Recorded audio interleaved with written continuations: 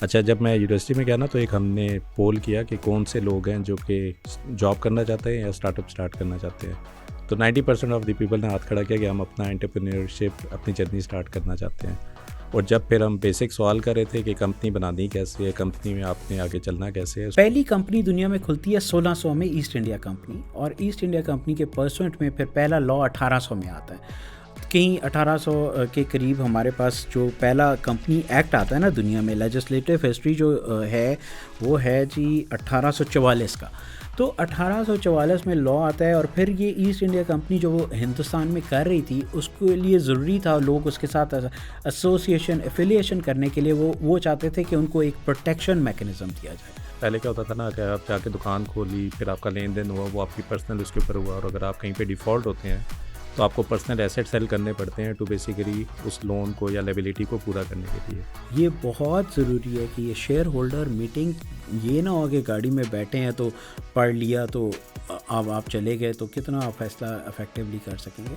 तो ideal scenario यही है कि आप उसको बारे में वो स्टेटमेंट ऑफ उस रेजोल्यूशन को पढ़ें, उसको गौर से देखें, अपना पॉइंट ऑफ व्यू वहाँ पे एक्नॉलेज कराएं।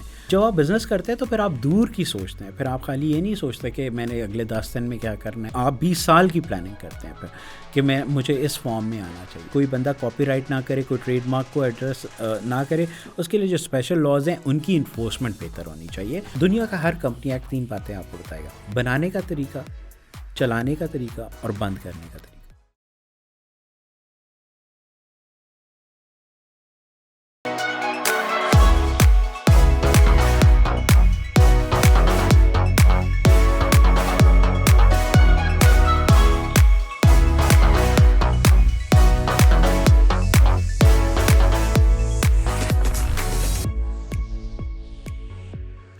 जी, अस्सलाम वालेकुम and welcome to another episode of Sarmaya talks. हम जो नॉर्मली स्टॉक मार्केट पे आते हैं, सो मोर और लेस हमारा फोकस होता है कि किसी तरह बाय कर ले और सेल कर दे। अभी तक हम लोगों को ये नहीं पता कि एज ए शेयर होल्डर हम कंपनी के पार्टनर हैं और हमारे पास भी वो थोड़ी सी एक चीज़ें अवेलेबल है जिससे हम अपने राइट्स को अप्लाई कर सकते हैं। इसी टॉपिक के ऊपर आज हमने इनवाइट किया है शहजाद अफजल ख़ान साहब, who is director head of department education. जो शहजाद भाई की ज़बरदस्त बात है, अभी रिसेंटली लास्ट ईयर तक हम FATF के ग्रे लिस्ट के ऊपर थे और उसके अंदर इन्होंने काफ़ी काम किया है, जिसकी वजह से इनको तमगा इम्तियाज़ पाकिस्तान में किया था कि हम FATF से जो ग्रे लिस्ट से बाहर निकल के आए हैं। सो आई थिंक हम पहले तो शहजाद भाई आपका बहुत बहुत शुक्रिया, आप प्रोग्राम में आए। बहुत मेहरबानी, आपका शुक्रिया, आपने बुलाया, बहुत मेहरबानी। बिफ़ोर कि मैं आपके बैकग्राउंड पे जाऊँ, अगर आप थोड़ा सा ये जो FATF का जो हुआ था पाकिस्तान में उसके ऊपर थोड़ा बता दें कि किस लेवल पे थे, क्या चीज़ें हमने की जिसकी वजह से हम मुल्क को बाहर निकाल सके। हाँ जी, बिल्कुल। ये असल में it was share team effort जी। ये तो एक आदमी का तो कभी भी काम नहीं हो सकता ऑब्वियसली। तो ये एक तमाम इदारों की काविश थी जिसके तहत ये पाकिस्तान इस काबिल हुआ कि वो ग्रे लिस्ट से निकल सके। इसी सिलसिले में SECP का एक कलीदी किरदार था इसको ग्रे लिस्ट से निकालने में। हमारा और मैं SECP के एंटी मनी लॉन्ड्रिंग डिपार्टमेंट को पिछले 3 साल हेड करता रहा था। 2022 में फिर जब जॉइंट ग्रुप चला गया पाकिस्तान से, ऑन साइट विज़िट हो गया, तो फिर उसके बाद सब्सिक्वेंट चेंजेस आई। लेकिन जो हमारा मेन काम था, पाकिस्तान की FATF के साथ तीन अतवार में एंगेजमेंट्स थी। पहली 2018 का एक्शन प्लान है जो कि 27 आइटम का एक्शन प्लान है।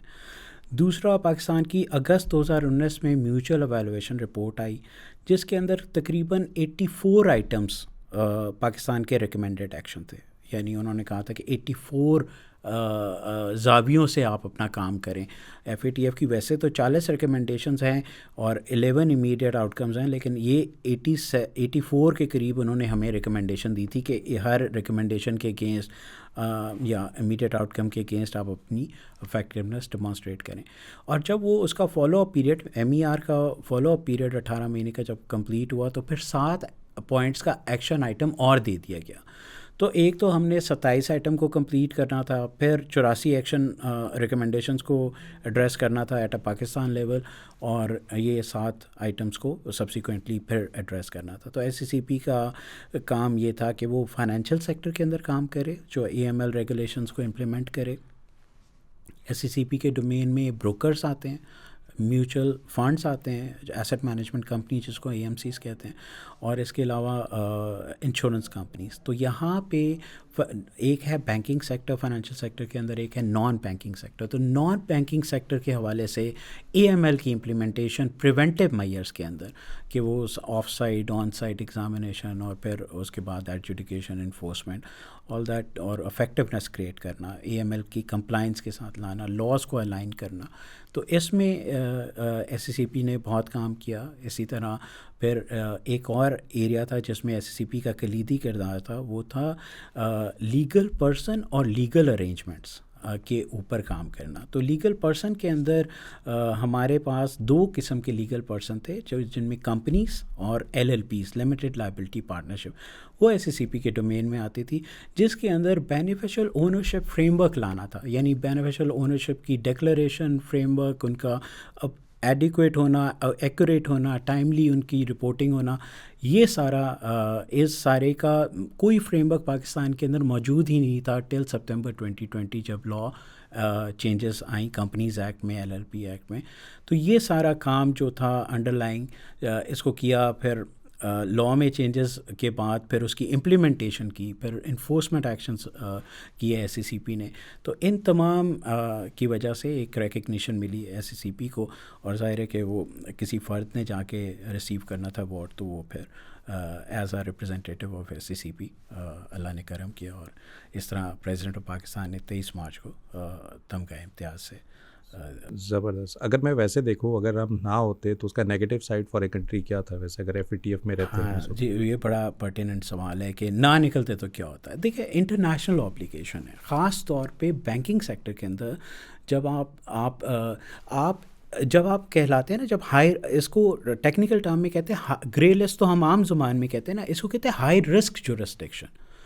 अब किसी बाहर के मुल्क ने आपसे डील करना है, तो आप उसके लिए हाई रिस्क जुरिस्डिक्शन है। जब फ़र्ज़ करें एक USA में बैंक है, उसने पाकिस्तानी किसी बंदे से कोई डील करनी है, तो उसको काउंटर बैंक चाहिए पाकिस्तान का, या वो उस बंदे से भी डील करनी है तो क्लाइंट है वो उसका। Now you become high risk for that, you become a client of that bank, and then you become high risk. You are from, geographically you are from high risk jurisdiction. तो अब क्या हुआ फिर, cost of doing उनके लिए बढ़ गई। यानी अगर वही बंदा बांग्लादेश से डील कर रहा है जो कि वाइट लिस्ट में है, हाई रिस्क जुरिस्डिक्शन नहीं है, और वही बंदा जो पाकिस्तान से डील कर रहा है जो कि हाई रिस्क जुरिस्डिक्शन है, तो जाहिर है उसकी तमाम लाइट कॉस्ट पे इम्पैक्ट पड़ता है। सेकंड, ख़ास सिर्फ ये नहीं है कि ये कॉस्ट का एलिमेंट है, रेपुटेशनल रिस्क भी इन्वॉल्व है इसके अंदर। वो कहेंगे कि कल को पीछे से कोई TF का एलिमेंट निकल आए, कोई और एलिमेंट, उनके लिए तो डर है ना, उनके लिए तो परसेप्शन है ना कि एक इंटरनेशनल ऑर्गेनाइजेशन ने इस कंट्री को हाई रिस्क जुरिस्डिक्शन कह दिया। तो उनके लिए रेपुटेशनल रिस्क भी है काउंटर पार्टी के लिए, और आपके लिए भी, और ऑब्वियसली कॉस्ट भी अलाइड एक फैक्टर है। तो दोनों सूरतों में आपके लिए मुल्क से बाहर बिज़नेस करना, आउटसाइड द कंट्री आपको डील करना नहीं है। तीसरा, मुल्क के ऊपर वैसे ही ग्रे लिस्ट में होना, इसका मतलब है आप एक मेंबर थे, हम APG के मेंबर हैं वहाँ पे, एशियन पैसिफिक ग्रुप के साथ हमारा उसके साथ, तो आप नॉन कंप्लाइंट हैं, इंटरनेशनल ऑब्लिगेशंस हैं के ऊपर। यूँ नहीं है कि उन्होंने एक रिकमेंडेशंस निकाल दी हैं, आप कहें कि निकाल दो, हम तो नहीं मानते, ऐसे तो नहीं कर सकते। आपको इंटरनेशनल ऑब्लिगेशंस मीट करनी है, तो वो इसके लिए मतलब it's a reputational risk, cost effectiveness, and then facilitating others to do business with you. तो ये सारे, और ये सिर्फ कंट्री टू कंट्री नहीं है, ये इंडिविजुअल टू फॉरेन कंट्री के ऊपर भी है कि फिर क्योंकि आप FATF से हो, तो FATF की वजह से उन्होंने फर्दर चेक्स करने हैं कि यार ये बंदा वही ना कंप्लाइंट। तो इसका मतलब है कि एनहांस ड्यू डिलिजेंस में फॉल करेंगे आप जब उनसे डील करेंगे, वो आपको एनहांस ड्यू डिलिजेंस में करेंगे। 4 मिनट का अकाउंट खुलता है तो 50 मिनट का खुलेगा, मतलब मिसाल दे रहा हूँ मैं इसका, कि वो फिर आपको एनहांस मेजर से गुजरना पड़ता है। तो जब when you are not there, तो फिर वो और ये जो अभी हम आउटफ्लो भी देख रहे थे डॉलर का, काफ़ी स्टॉक मार्केट में भी नज़र आ रहा था, तो इसका इम्पैक्ट शायद इस वजह से भी था कि एफ की ग्रे लिस्ट में है, या अगर आप एफ से निकल आए हैं तो क्या हम इनफ्लोज में इंप्रूवमेंट देख भी सकते हैं, क्या फ्यूचर में होंगी? बिल्कुल, मतलब देखिए मल्टी फैसेट है इसका इम्पैक्ट, तो मल्टी फैसेट है। यानी ऑब्वियसली जब आप एक ग्रे लिस्ट में हैं, आप देख लें इस वक्त जो बाकी मुल्क भी ग्रे लिस्ट में है, और हर मुल्क अपनी जान मारता है, पूरी कोशिश करता है कि वो निकल आए इसके अंदर, और वो एक फाइनेंशियल एस्पेक्ट उसका मेजर एलिमेंट होता है। बट अदर दैन फाइनेंशियल आपका रेपुटेशनल रिस्क बहुत बड़ा उसमें इन्वॉल्व। चलें, ज़बरदस्त। अच्छा शहजाद भाई, अभी मैं रिसेंटली एक इवेंट पे गया था यूनिवर्सिटी का। पहले तो मैं आपको और एससीसीपी का थैंक यू करना चाहता हूँ कि आपकी वजह से थोड़ा हम उस पे आए। अच्छा, जब मैं यूनिवर्सिटी में गया ना, तो एक हमने पोल किया कि कौन से लोग हैं जो कि जॉब करना चाहते हैं या स्टार्टअप स्टार्ट करना चाहते हैं। तो 90% ऑफ द पीपल ने हाथ खड़ा किया कि हम अपना एंटरप्रेन्योरशिप, अपनी जर्नी स्टार्ट करना चाहते हैं। और जब फिर हम बेसिक सवाल कर रहे थे कि कंपनी बनानी कैसे है, कंपनी में आपने आगे चलना कैसे है, सो आई थिंक वहाँ पे, क्योंकि ज़्यादातर ना हम स्टार्टअप की फंडिंग को ही फोकस करते हैं और ज़्यादातर लोगों की मोटिवेशन यहीं से आती है कि इसने $3 बिलियन कर दिए, इतना कर दिया। सो आई थिंक पहले तो समझना ये बहुत इंपॉर्टेंट है कि कंपनी बनती क्यों है और बनाने का मकसद क्या है। तो अब हम अपने टॉपिक पे दोबारा आते हैं कि आपके केस में जो शेयर होल्डिंग है, उससे पहले अगर हम कंपनी पे फोकस करें कि कंपनी का क्या उसमें होता है ना, कंपनी क्यों बनाते हैं आप? अच्छा, ये जो लफ्ज़ कंपनी है ना, ये दो लफ्ज़ों से का कॉम्बिनेशन है, वो है कम एंड पेनीज। इसका मतलब हैविंग फूड टुगेदर। तो जब आप एक मेमोरेंडम के ऊपर, मेमोरेंडम ऑफ एसोसिएशन के ऊपर दो लोग साइन कर देते हैं, तो इसका नाम है कंपनी। उसके अगेंस्ट रजिस्ट्रार एक सर्टिफिकेट इशू कर देता है। ये company basically memorandum of association between two और whatever the member subscriber to that memorandum are. तो ये है बेसिक कॉन्सेप्ट कंपनी का। अगर किसी ने बिज़नेस करना हो तो उसके पास तीन ऑप्शन होते हैं, तीन बिज़नेस व्हीकल आज की मरवज हैं फिलवक्त, जिसमें पहला है सोल प्रोप्राइटरशिप का बिज़नेस। आप सोल प्रोप्राइटर के बड़े फ़ायदे हैं, बड़े नुकसानात भी हैं, लेकिन फ़ायदे हैं कि आप बस सुबह उठे, दुकान खोली। पाकिस्तान के अंदर एक एक्ट है शॉप रजिस्ट्रेशन एक्ट, वो भी कोई करा ले तो करा ले, उसकी इन्फोर्समेंट इतनी है नहीं है। अगर करवा लेंगे तो कुछ सर्टन आपको बाद में जब लिटिगेशन में जाएंगे तो आपको मसले मसाइल से कोई बचत हो जाएगी। नहीं भी कराएंगे तो कोई पूछने वाला नहीं कि आपने क्या। एप्लीकेबल फ्रेमवर्क के अंदर सिर्फ टैक्स लॉज हैं जहाँ पे कि आप ओब्लाइज्ड हैं, या आप कोई ऐसी फूड एक्टिविटी करें या अदर एक्टिविटी करें तो जो लोकल एडमिनिस्ट्रेशन के लॉज हैं आपने वो कंप्लाई करने। दूसरा पार्टनरशिप फॉर्म ऑफ बिज़नेस है, वो आप रजिस्ट्रेशन कराते हैं जाके, उसके ऊपर दो लोग मिलके एक पार्टनरशिप डीड को साइन करते हैं और पार्टनरशिप डीड की बेसिस के ऊपर वो एक कर देते हैं। तीसरी ये फॉर्म है जो कि मोस्ट सोफिस्टिकेटेड फॉर्म है, जो बिज़नेस व्हीकल है जिसके अंदर आप अपना बिज़नेस को रन कर सकते हैं। ये डिपेंड करता है, लोग डिफ़ाइन करते हैं इसको, ज़ाहिर है अपने पढ़े लिखे होने पे भी, उनकी अवेयरनेस के ऊपर भी, ये सारी बातें अपनी जगह है। लेकिन बिज़नेस साइकिल के ऊपर भी डिपेंड करते हैं कि प्रोडक्ट अभी किस जगह पे है, ट्रेडिंग के अभी कौन से म्यार पे हैं, आप स्मॉल ट्रेडर हैं, दरमियाने या होल सेलर हैं। उसके ऊपर जब आपको जाते हैं तो फिर आपको ज़रूरियात महसूस होती हैं कि ये वो जगह है जहाँ पे मुझे बेहतर चाहिए व्हीकल, यानी कंपनी फॉर्म में मैंने आना है। आपने देखा होगा मरी रोड के ऊपर आप देखें कितने सारे बिजनेसमैन हैं लेकिन इनकी कंपनियां नहीं हैं। तो एक बड़ा मशहूर इलेक्ट्रॉनिक की मैं कंपनी रजिस्ट्रेशन को हेड कर चुका ऑफिस को, जो हमारा CRO इस्लामाबाद है। तो मेरे पास एक हम लोग बचपन से उस दुकान पे जाते थे, तो वालिद साहब ने नहीं खोली कंपनी, तो बेटा अमेरिका से पढ़ के आ गया, तो उस आया देखा, उसने कहा जी मुझे ये वाला कॉरपोरेशन खोलना है, इलेक्ट्रॉनिक का बड़ा मशहूर ब्रांड है। मैं बैठा हुआ था, मैंने कहा यार ये तो कंपनी तो बनी हुई है इस नाम की, तो नेम अवेलेबल नहीं है। आप वो बंदा पिछले 50 साल से एक बिज़नेस कर रहा है, उसने कोई बस दुकान खोली और काम शुरू कर दिया, उसके नाम की कंपनी। ज़ाहिर नाम जब आप बिज़नेस नहीं खोला हुआ तो नेम अवेलेबिलिटी अब आपको नहीं मिलेगी। तो वो मसला था उसके लिए कि मैं तो जनाब मैंने तो वही नाम लेना है जो मेरे अबू ने जिसके ऊपर पूरी गुडविल क्रिएट की हुई है। लेकिन अब वो नाम किसी और ने ले लिया था, वो नाम 1970 में किसी ने ले लिया था, और वो अभी ऐसे ऑपरेशनल नहीं था। और वो ऑब्वियसली मतलब जो भी था, मतलब वो तो एक अलग डिटेल है। बट मैं आपको ये बताना चाह रहा हूँ कि आपको जब आप बिज़नेस करते हैं तो फिर आप दूर की सोचते हैं, फिर आप खाली ये नहीं सोचते कि मैंने अगले 10 दिन में क्या करना है या 20 साल में क्या, मतलब आप 20 साल की प्लानिंग करते हैं फिर कि मुझे इस फॉर्म में आना चाहिए। ऑब्वियसली मैं अंडरस्टैंड करता हूँ कि टैक्स की वजह क्या है और बाकी एलिमेंट्स क्या हैं, उनके मतलब आपका टैक्सेबिलिटी पे क्या इम्पैक्ट आ जाएगा। But the best form of the business is obviously company के, जहाँ पे आपको डॉक्यूमेंटेड इकॉनमी के अंदर अपना रोल प्ले करने को मिलता है। आप बिज़नेस भी कर रहे हैं और मुल्क के अंदर आप प्रॉपर अपना रोल भी प्ले कर रहे हैं। तो इसका इनकॉर्पोरेशन का इंतहाई सादा तरीका है। इस वक्त हम जब कंपनीज़ एक्ट 2017 आया तो ये कंपनीज़ एक्ट ने बहुत सारी चीज़ें आसान कर दी, जैसे कि मेमोरेंडम ऑफ एसोसिएशन एक बड़ा ही शकील डॉक्यूमेंट होता था 1984 के। उसमें ऑब्वियसली चेंजेस आई थी लॉ के अंदर। तो पाकिस्तान के अंदर जो मेमोरेंडम के अंदर लोग लिखते थे ना, 72 क्लॉजेस लिखते थे, क्योंकि ऑब्जेक्ट क्लॉज को रिस्ट्रिक्ट किया गया था। अब आपने स्कूल खोलना है, आपने साथ में जनरल स्टोर खोलना है, आपने साथ में कोई हॉस्पिटल भी खोलना है आपने, तो आपके डिफरेंट एवेन्यूज़ हैं।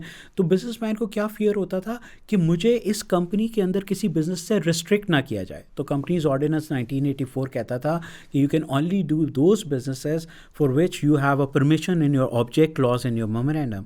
तो आज की तारीख में ये सेक्शन 26 ऑफ कंपनीज एक्ट ने इसको डन अवे कर दिया, और अब कोई all lawful businesses are allowed to a company, तमाम लॉफुल बिजनेसेस आप कर सकते हैं। यानी आईटी की कंपनी फाइनेंस का काम कर सकती है?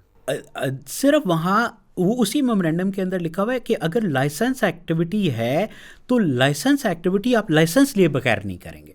फॉर एग्जांपल ओगरा का लाइसेंस रिक्वायर्ड है तो आप ओगरा से लाइसेंस लेंगे। एंटिटी बनाने की ज़रूरत नहीं, आप सिर्फ उसी के अंदर उसका लाइसेंस लेंगे, आप ले लेंगे जी, बिल्कुल ये आप कर सकते हैं। और अगर रिस्ट्रिक्शन रिस्पेक्टिव लॉ में, फॉर एग्जांपल ब्रोकर के लिए आप कहें, तो वहाँ पे फिर जो मेन लॉ है वो सिक्योरिटी एक्ट आ जाएगा, तो फिर उसको मद्देनज़र रखना पड़ेगा उन लॉज के। कंपनीज एक्ट नहीं कहता, लेकिन वो लॉ तो कहता है कि यार आप ये काम नहीं करेंगे और वो काम नहीं करेंगे, तो वो आपको उसके मद्देनज़र रखना चाहिए। मतलब हमारी डिस्कशन क्योंकि हो रही है, ये ना हो कि इसका कोई रॉन्ग इंप्रेशन ले ले। तो मेरा जो बताने का मकसद था कि आज की तारीख में कंपनी बनाना, एक तो जो ईज़ ऑफ इनकॉर्पोरेशन था ना फॉर सोल प्रोप्राइटर पार्टनरशिप, वो एग्जिस्ट करता है आज SCCP के अंदर। अगर कंपनी बनाना चाहें, आपने शनाख्ती कार्ड लाना है, और शनाख्ती कार्ड ला के हमारे फैसिलिटेशन काउंटर्स हैं, आप आके उनके साथ डील करें। अगर आपको ख़ुद नहीं भी आता तो आपको वो फैसिलिटेट करेंगे। फैसिलिटेशन काउंटर पे ये सब चीज़ें मौजूद हैं, आप कंपनी बना सकते हैं। और वैसे भी अगर आप जिस तरह आप गूगल के अकाउंट खोलते हैं ना, या कोई जिस तरह सिंप्लीफाइड फॉर्म्स हैं, उस तरह आप फॉर्म भरेंगे तो आपको auto generated memorandum of association और auto generated association articles of association generate हो जाएगा। तो इन दोनों में क्या डिफरेंस है वैसे? अब जो मेमोरेंडम है वो एक, ये दोनों कॉन्स्टिट्यूटिव डॉक्यूमेंट है। मेमोरेंडम 5 चीज़ों को एड्रेस करता है कि आपका नाम क्या होगा, आप रजिस्टर्ड एड्रेस किस सूबे में है या कैपिटल में है, आपका ऑब्जेक्ट क्लॉज क्या है और उसमें रिस्ट्रिक्टिव क्लॉजेस क्या हैं, आपको ऑथराइज कैपिटल कितना है, और आपकी लाइबिलिटी लिमिटेड है या अदरवाइज़ है। तो ये 5 चीज़ों को सिर्फ मेमोरेंडम एड्रेस करता है। बाकी आप कहें कि जो आर्टिकल ऑफ एसोसिएशन है ना, ये मिनी कंपनी एक्ट है। ये वजह करता है रिश्ते between the power segregation between the people, directors क्या काम करेंगे, शेयर होल्डर क्या काम करेंगे, इसके अलावा बाकी जो पावर्स एक्सरसाइज करेंगे, मीटिंग प्रोसीडिंग कैसे होंगी, कोरम क्या होगा, इस तरह की चीज़ों को आर्टिकल्स एक कॉन्स्टिट्यूशन ऑफ द कंपनी है जी। तो आज की तारीख में 90 या 95% कंपनियां बनती हैं with a model article. Table A में कंपनीज एक्ट के दिया हुआ है, उसके मुताबिक वो उसको अडॉप्ट कर लेते हैं, वो अडॉप्ट हो जाता है, टेबल A के पूरे कंटेंट उसके अंदर आ जाएंगे। तो अगर कुछ बियॉन्ड दैट, जो कि लॉ इजाज़त देता है कि आर्टिकल में आप चेंजेस कर सकें सिर्फ उन सर्टन केसेस में, जैसे वेरिएशन इन राइट है कि ये वाला शेयर होल्डर गोल्डन शेयर के साथ आएगा या ये वाला कुछ और, तो इन चीज़ों को आप एडजस्ट कर सकते हैं to tailor to your needs जब आप आर्टिकल ऑफ एसोसिएशन बना रहे होते हैं। तो सबसे बड़ी जो क्वालिटी है इसके अंदर वो है लिमिटेड लाइबिलिटी।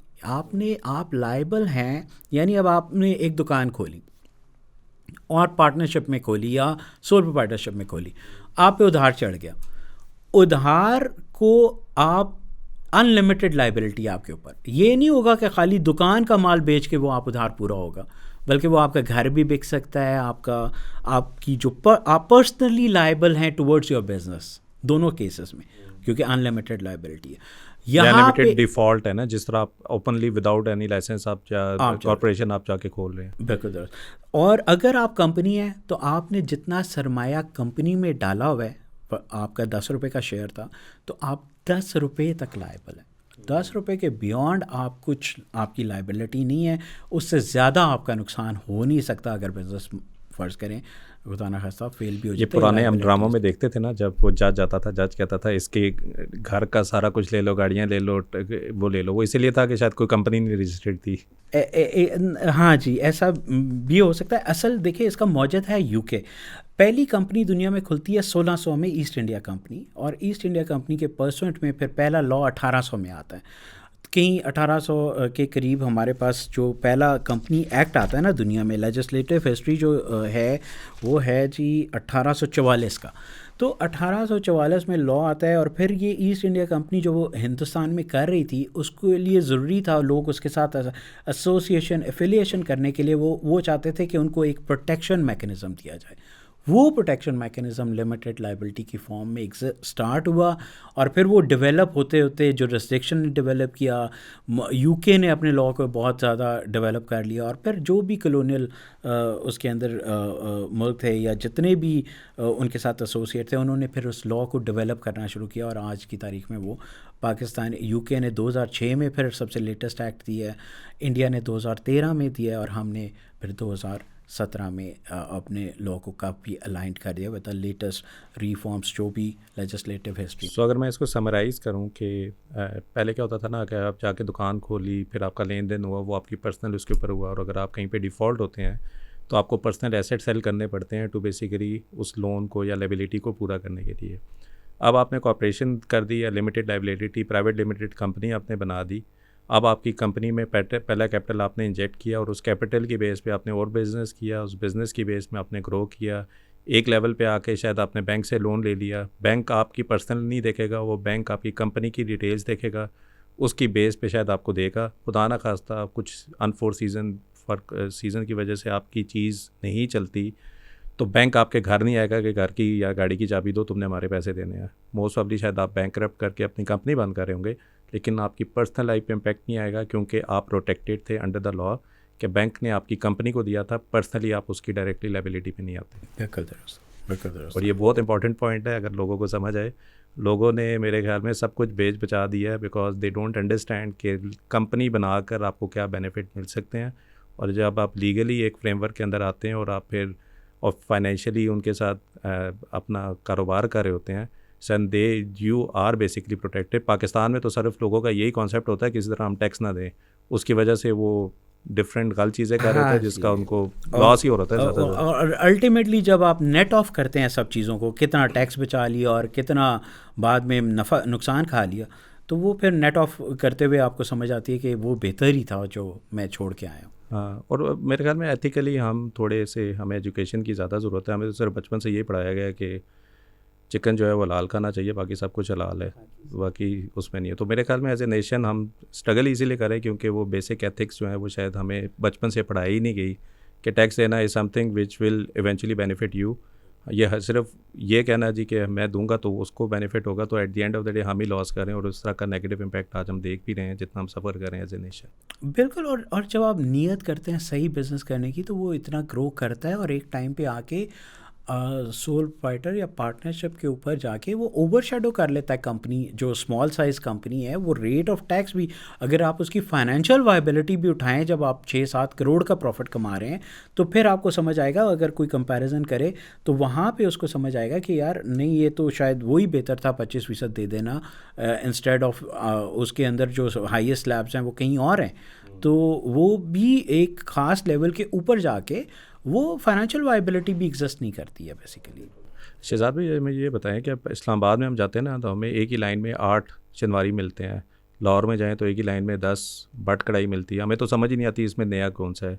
तो ये जो हम कंपनी और लॉ और ये सारी चीज़ें कह रहे हैं, किस तरह ये एक ऐसे ब्रांड को प्रोटेक्ट कर सकता है जिसका एक ऑब्वियसली किसी वजह से शनवारी का नाम बना है या बट कढ़ाई का नाम बना है। तो क्या ये हो सकता है कि अगर आप एक स्पेसिफिक लॉ के अंदर आके कंपनी बनाते हैं और अगर कोई और बंदा आके करता है तो वो बेसिकली आउटलेट आप बंद कर सकते हैं बिकॉज आप एक लॉ के अंडर कवर्ड है? ये बड़ा इंटरेस्टिंग क्वेश्चन है। असल में ये कंपनी लॉ का सब्जेक्ट मैटर नहीं है, ये ट्रेडमार्क्स का सब्जेक्ट मैटर है। तो आपको ट्रेडमार्क के अंदर ज़रूर इसको देख लेना चाहिए। लेकिन मैं ये समझता हूँ, ये मेरी ज़ाती राय, मैं साउथ अफ्रीका की रजिस्ट्री स्टडी कर रहा था, वो क्या करते हैं 1 2 3 करके दे देते हैं। बहुत सारे मुल्क, देखिए ये मुमकिन नहीं है कि नामों के अंदर इतनी, एक तो बहुत सारे लोगों की एफिलिएशन होती है एक नाम के साथ। शिनवारी अब किसी एक आदमी का नाम नहीं हो सकता, ये एक मतलब एक कल्चरल थिंग है। पेशावर के साथ, KPK वाले सेक्शन के साथ, कोयटा के साथ, इसकी एक कल्चरल थिंग है। तो आप एक को अगर आप इसको कर दें जी ये एक्सक्लूसिव है, तो ये मेरे ख्याल है इतना मुमकिन नहीं है। मैं क्योंकि रजिस्ट्रार रह चुका हूँ, तो मेरी इसके साथ बड़ी है कि नाम के साथ ऑब्सेशन जो है वो कब करेगी, वो मुश्किलात पैदा करेगी रजिस्ट्री के अंदर। इसके अंदर हमारी फैसिलिटेटिव रजीम होनी चाहिए। ऑब्वियसली जो बात आप कह रहे हैं कि कोई बंदा कॉपीराइट ना करे, कोई ट्रेडमार्क को एड्रेस ना करे, उसके लिए जो स्पेशल लॉज हैं उनकी इन्फोर्समेंट बेहतर होनी चाहिए, वो वहाँ पे आप उसको डील करें। सर ये तो नाम का नहीं है, वो तो बर्ड कराई की मुर्गी भी सबकी सेम है। वो समझ ही नहीं आती इसमें सही वाला कौन सा है, फिर वो बताते हैं हम सही वाले हैं, हम सही वाले हैं। तो मेरे ख्याल में इट्स वेरी डिफ़िकल्ट इन पाकिस्तान कि जब आप एक इतनी मेहनत से बनाए और साथ वाला वही मुर्गी विद वही खताती के साथ बर्ड कढ़ाई लेकर आ जाए, और फिर आप सारे को कह रहे हो यार हम ओरिजिनल वाले हैं, वो पुराने वाले हैं। इसमें बड़ी इंटरेस्टिंग बात है। अब एक बड़ा मशहूर इस्लामाबाद के अंदर बर्गर बेचता है सुपरमार्केट के अंदर, उसके एम्प्लॉय ने आके कंपनी खोल दी उसके नाम से। अच्छा। वो बाबा जी को पता ही नहीं था कि ये क्या चीज़ है। उनको जब समझ आई, उन्होंने कहा मैं किधर जाऊँ, ये क्या हो गया मेरे साथ। अब वो लड़का तो उन्होंने कैशियर रखा हुआ था प्रॉबेबली या कुछ इस तरह का, वो उसको कहे कि मुझे ये करो वो करो। बट मैं आपको बता रहा हूँ कि ये जो चीज़ें हैं, आपको जब बिज़नेस करना है इसमें कुछ अवेयरनेस बहुत ज़्यादा करने की ज़रूरत है। यूनिवर्सिटीज़ का भी रोल होना चाहिए, तमाम लोगों का इसके अंदर एक बहुत बड़ा स्टेक है कि वो लोग इस बात को देखें कि जब वो बिज़नेस स्टार्ट कर रहे हैं तो वो बेस्ट फॉर्म ऑफ बिज़नेस में जाएं। और वो अवेलेबल फॉर्मेट उसका यही है कि कंपनीज़ भी हैं, लिमिटेड लायबिलिटी पार्टनरशिप्स भी हैं, वहाँ पे आपको इस तरह की बहुत सारी प्रोटेक्शंस मिल जाएंगी। बट ऑब्वियसली ये जो मामला आपका ट्रेडमार्क का है वो एग्जिस्ट करता है, वो उसमें कोई शक नहीं है। और वो ट्रेडमार्क के असूलों को, ट्रेडमार्क के जो लॉज एंड रेगुलेशंस हैं, और वहाँ पे जो कॉपीराइट्स की जो सारे मामला हैं, उसमें इन्फोर्सेबिलिटी ज़्यादा बेहतर होनी चाहिए, ताकि बिजनेसेस के ये जो मसाइल हैं उनको भी एड्रेस किया जाए। मैं आखिरी चीज़ इसमें बस कंपनी के उसमें कर लूँगा, अगर दो डिफरेंट दोस्तों का या दो भाइयों का आपस में उसमें शेयर है, तो obviously that is one legal document जिस पे आप साइन कर रहे हैं कि हम दोनों का ये स्टेक है। मोरल लेस क्या होता है कि शुरू में बिज़नेस में तो सारे आ जाते हैं, वो जब क्लिक करता है पता चलता है दूसरे दोस्त ने दूसरे को बाहर कर दिया और दूसरे के पास कोई तरीक़ेकार ही नहीं है कि उस पर केस कर सके, कुछ कर सके, एंड फॉर सम रीज़न वो आउट हो जाता है बिज़नेस से इतनी मेहनत के बावजूद भी। तो I think this is a best practice as well कि even before starting small business as well, एक आपका कंपनी फॉर्मेशन हो प्रॉपर, उसके मेमोरेंडम में आपका साइंड हो, आपकी जो जितने डिस्ट्रीब्यूशन वो आपको पता हो, ताकि कल को क्लिक करता है ना तो फिर आपको ये सॉर्ट ऑफ टेंशन ना हो कि यार वो मुझे निकालना था या वो ना कर सके। और इन केस अगर इस तरह की कोई चीज़ होती है तो legally you can challenge it and you can basically take back whatever जो परसेंटेज आपकी थी। बिल्कुल दुरुस्त, बिल्कुल। चलो गुड हो गया। अब हम थोड़ा सा आगे आते हैं कि पब्लिक लिस्टेड कंपनी में जो कंपनीज आती हैं, at what time they decide to go public, क्यों करती हैं, जब आ जाती हैं तो मकसद क्या होता है, और जब आ जाती हैं तो उसमें शेयर होल्डर के पर्सपेक्टिव से जब पब्लिक आ जाती है तो उसमें उनका क्या राइट होता है, वैसे इस पे आ जाते हैं। अच्छा देखें, ये बिल्कुल प्योरली इसमें ऑब्वियसली बिजनेस डिसीजन है कि वो अपने आप को पब्लिक करने आता है। पब्लिक होने के लिए आपको दो तरीके हैं, आप IPO में आ सकते हैं, आप OFSD offer for sale document में एग्जिस्टिंग शेयर्स को लिस्ट करा सकते हैं और फिर वो ऑफ़र कर सकते हैं पब्लिक को जो शेयर होल्डर्स हैं, या कंपनी खुद IPO के तौर पे नई कंपनी के तौर पे सामने आ सकती है जो कि लोगों को एड्रेस करती है। इसकी ज़ाहिर है रिक्विजिट चीज़ें हैं जो कि जब आप ऐसी पब्लिक अनलिस्टेड कंपनी है जिसके ख़ास मेयार हैं तो ही आप उसके अंदर फॉल कर सकते हैं, प्रॉफिटेबिलिटी है और मुख्तलिफ इसकी चीज़ें। तो जब आप आ जाते हैं पब्लिक के अंदर तो ऑब्वियसली आपका सबसे बड़ा क्या आपका अट्रैक्शन है, इसमें दो अट्रैक्शन है आपकी। पहली अट्रैक्शन ये है IPO के अंदर के फाइनेंसिंग मिल जाएगी कंपनी को, ईजी, इसको कहा जाता है easy mode of financing, interest free है, बैंक से लेना है तो मॉर्टगेजेस कराओगे, मुख्तलिफ चीज़ें करोगे, ये आप डायरेक्टली फेच कर रहे हैं फ्रॉम द मार्केट। तो ये सबसे बड़ा एडवांटेज है जी कि जब आप लेटर स्टेज में कंपनी के अंदर, वैसे ही from the beginning private company को भी as compare to sole proprietor, आप बैंक अकाउंट खुलाने चले जाएं सोल प्रोप्राइटर का या पार्टनरशिप का, एज़ कम्पेयर टू कंपनी वो मुश्किल है। कंपनी के लिए आसान है, वो चीज़ें उनको पता ही है, SCCP का टेस्टेड इनकॉर्पोरेशन सर्टिफिकेट और ये सब चीज़ें दें, फ़ॉरेन बैंक आपको आसानी कर देगा। तो आपकी आसानियाँ काफ़ी हैं इस सिलसिले में।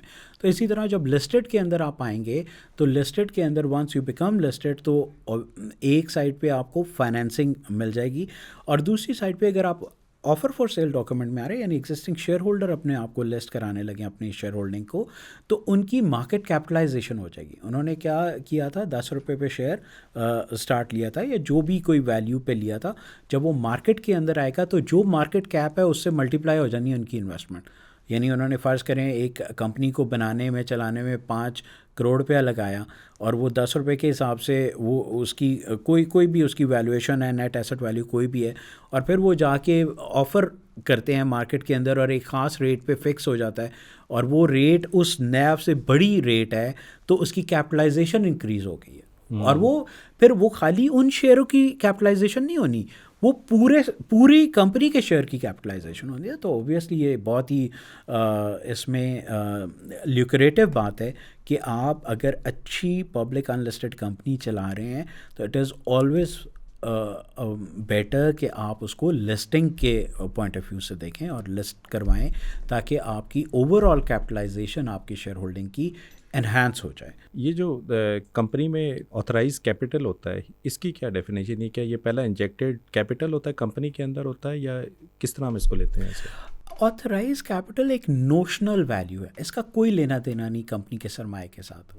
पेड अप कैपिटल जो होता है ये वो इनिशियल सरमाया है जो आपने मेमोरेंडम के अंदर लिखा था या सब्सिक्वेंटली आपने इन्हांस किया है उसको, जितना भी आपने किया है, तो वो पेड अप कैपिटल है जो कि आपने सरमाया इंजेक्ट किया है जिसके अगेंस्ट आपको शेयर इशू हुए हैं। ऑथराइज कैपिटल एक नॉमिनल वैल्यू है, एक लिमिट है to which you can exceed, जो आपके पहले मेमोरेंडम में लिखी हुई है, सब्सिक्वेंटली आप चेंज करते हैं तो उसके लिए आप एक स्पेशल रेजोल्यूशन पास करते हैं, स्पेशल रेजोल्यूशन पास करके फिर आप उसको बढ़ाते रहते हैं अपने शेयर होल्डर से इजाज़त ले के आके फिर SCCP के साथ अपने डॉक्यूमेंट्स को रिवाइज़ करते हैं, मेमोरेंडम को, आर्टिकल्स को। उसके अंदर ये बात लिखी हुई है कि इस लेवल तक हम जाएंगे, ये लिमिट है आपके ऊपर, इससे बियॉन्ड आप सरमाया इंजेक्ट नहीं करेंगे। ये नहीं, फ़र्ज़ करें ऑथराइज कैपिटल है 10 करोड़ रुपया, पेड अप कैपिटल है 7 करोड़, तो अभी आप 3 करोड़ तक और फर्दर इशू ऑफ कैपिटल ले सकते हैं। लेकिन आप जब 11 करोड़ पे पहुंचना चाहते हैं तो फिर आपको ये दोबारा अप्रूवल लेनी पड़ेगी, आपको नेक्स्ट सीढ़ी पे चढ़ना पड़ेगा, शेयर होल्डर अप्रूवल देंगे आपको और जमा आपको आके अपने। और अगर आप अनलिस्टेड हैं, फॉर एग्जांपल पब्लिक में नहीं भी हैं, और अगर आप प्राइवेटली कर रहे हैं तो प्राइवेट में तो एनी काइंड ऑफ कंपनी सब ने यही प्रोसीजर फॉलो करना है। ऑथराइज कैपिटल तक आप अपने पेड अप कैपिटल लेके जा सकते हैं, बियॉन्ड दैट आप नहीं लेके जा सकते। ये लॉ एनवर्सेज करता है, थोड़ा ऑब्सोलीट कॉन्सेप्ट हो चुका है ये लॉ के अंदर, कुछ मुल्कों ने इसको ख़त्म किया है, पाकिस्तान, इंडिया, UK तीनों ने अभी तक। अभी जिस तरह हम रिसेंटली देख रहे थे कि शायद गवर्नमेंट ने कहा था जो आपके रिज़र्व जो पड़ी हुई हैं पब्लिक लिस्टेड कंपनीज़ में, हम उस पर टैक्स लगाएंगे। ऑटोमेटिकली एक सब की तरफ से आया कि हम अपना पेड अप कैपिटल इंक्रीज़ कर रहे हैं। अब आई डोंट नो उसकी क्या है कि वो रिज़र्व को बेसिकली पेड अप में कन्वर्ट करने की कोशिश, जी, वो बोनस शेयर इशू करने के बारे में, और उसका इम्पैक्ट क्या होता है, यानी एज ए पेड वो ऑटोमेटिकली वो रिज़र्व जो है वो कन्वर्ट हो जाता है इनटू पेड अप कैपिटल। इसको हम ऑथराइज कैपिटल के कॉन्सेप्ट से बिल्कुल अभी नहीं छेड़ेंगे, ठीक है। लेकिन अगर वो तभी कर सकते थे जब तक ऑथराइज कैपिटल इजाज़त देता कि हम यहाँ तक जा सकते हैं, ठीक है। तो वो ऑब्वियसली, लेकिन वो आपके जो जितने रिज़र्व पड़े होते हैं वो किसी भी टाइम पे आप ये फ़ैसला कर सकते हैं कि रिज़र्व को आप कैपिटलाइज कर लें, क्योंकि है तो वो एक ही एक्विटी का ही पार्ट है ना। वो paid up capital plus reserves plus जो अभी के एक्यूमुलेटेड प्रॉफिट्स हैं वो सारे के सारे है एक ही जगह पे, बैलेंस शीट के एक ही फॉर्मेट के अंदर आते हैं। तो वो उसको फिर वो कैपिटलाइज करना चाहते थे, उसके अगेंस्ट शेयर इशू कर देते तो वो part of paid up capital बन जाता है उसको, और रिजर्व माइनस हो जाता है। एक बुक एंट्री आप समझ लें इसकी होती, बट उन जो लोग हैं उनको शेयर मिल जाते, उनकी डिस्ट्रीब्यूशन हो जाती है। चलिए, गुड हो गया सर। जब ये कंपनीज आईपीओ होकर आती हैं, अब हम आईपीओ के थोड़े उस कॉन्सेप्ट पे आ जाते हैं, तो ये basically it's a one of the way कि जहाँ पे कंपनी को जब पैसे चाहिए तो वो फॉर एग्जांपल एक बैंक की लायबिलिटी से बेहतर समझता है कि मैं अपनी इक्विटी को दे दूं। इक्विटी का मतलब ये हुआ कि मेरी कंपनी की वैल्यू इस वक्त फॉर एग्जांपल 10 करोड़ है और मैंने 2 करोड़ उठाने हैं, तो मैं 20% ऑफ द इक्विटी पब्लिक को दे रहा हूँ और 20% के अगेंस्ट मैं 2 करोड़ रुपया उठा रहा हूँ। सो 20% की जो शेयर होल्डिंग है वो पब्लिक के पास चली जाएगी, 80% और मेजर डिसीजन मेकिंग आप ही के पास होगी। आपके पास एक इंटरेस्ट फ्री पैसा आ गया, आपने एक बिज़नेस प्लान बताया, आपने उस बिज़नेस प्लान के ऊपर ग्रो किया, ऑटोमेटिकली जब वही कंपनी 10 करोड़ से 50 करोड़ होगी तो अभी भी आपके पास 80% ऑफ द कंपनी है विच इज़ 40 करोड़, और 10 करोड़ रुपये के ऊपर आप पब्लिक आ गई है जो आपका वो हो रही है। तो मेन कॉन्सेप्ट तो यही है ना कि basically interest free with major shareholding, यानी कि डिसीजन मेकिंग आप ही के पास है and you can grow the company based on your own vision कि आप किस तरह लेके जाना चाह रहे हैं। बिल्कुल बिल्कुल सही। अब जब आप आईपीओ करके आ गए, अब ज़रा शेयर होल्डर के पर्सपेक्टिव से बताएं कि शेयर होल्डर के क्या राइट्स हैं कि वो कंपनी में क्या चीज़ें एक्सरसाइज कर सकते हैं। वैसे बिल्कुल जी, ये शेयर होल्डर जब एक दफ़ा शेयर ले लेता है तो उसके बाद इसके पास बहुत सारे कंपनीज एक्ट इसको एक्सरसाइज करता है। कंपनी एक्ट देखिए ना, 3 बातें, हर दुनिया का हर कंपनी एक्ट 3 बातें आपको बताएगा: बनाने का तरीका, चलाने का तरीका और बंद करने का तरीका। कंपनी को बनाना कैसे है, चलाना कैसे है और बंद कैसे करना है। अब जब मैं कहता हूँ चलाना कैसे है, तो वो चलाना से मुराद 2 फैसेट पे है। एक ये कि इनके रिश्ते क्या होंगे, कौन क्या एक्सरसाइज करेगा पावर, बोर्ड ऑफ डायरेक्टर की क्या पावर होगी, उसने क्या क्या एक्सरसाइज करनी है अपनी, क्या क्या काम उसने करने हैं, और वो किस जगह पे बोर्ड के हाथ बांध देता है कंपनी एक्ट और कहता है नहीं ये चीज़ें शेयर होल्डर के पास लेके जाओ, ये इसमें तुम मजाज नहीं हो, ये शेयर होल्डर आके इसका फ़ैसला करेगा। और फिर उसके अंदर वो शेयर होल्डर को 2 तरह की रेजोल्यूशनें पास करने को कहता है, एक ऑर्डिनरी रेजोल्यूशन और एक स्पेशल रेजोल्यूशन। ऑर्डिनरी रेजोल्यूशन 50% से ज़्यादा के साथ अप्रूव हो जाती है और स्पेशल रेजोल्यूशन 75% के साथ 75% से बियॉन्ड आप जब थ्रेशोल्ड पे पास करते हैं तो वो रेजोल्यूशन पास। तो आपका रोल इन तमाम रेजोल्यूशनों के अंदर है जब आप शेयर होल्डर या मेंबर ऑफ़ द कंपनी हैं और आपने ये सारे फ़ैसले करने हैं। तो ख़ास तौर पे इसमें अगर सबसे पहले तो मेमोरेंडम के अंदर चेंज है, आर्टिकल के अंदर चेंज है, जो कॉन्स्टिट्यूटिव डॉक्यूमेंट है उनके अंदर कोई चेंज है, वो आपकी ज़िम्मेदारी है कि आपने वहाँ जाना है और उसके अंदर आपने अपना राइट एक्सरसाइज करना है, आपने अपना वोट डालना है कि जी ठीक बात है, नहीं ठीक बात, जो भी आप अपना पॉइंट ऑफ व्यू वहाँ पे देंगे।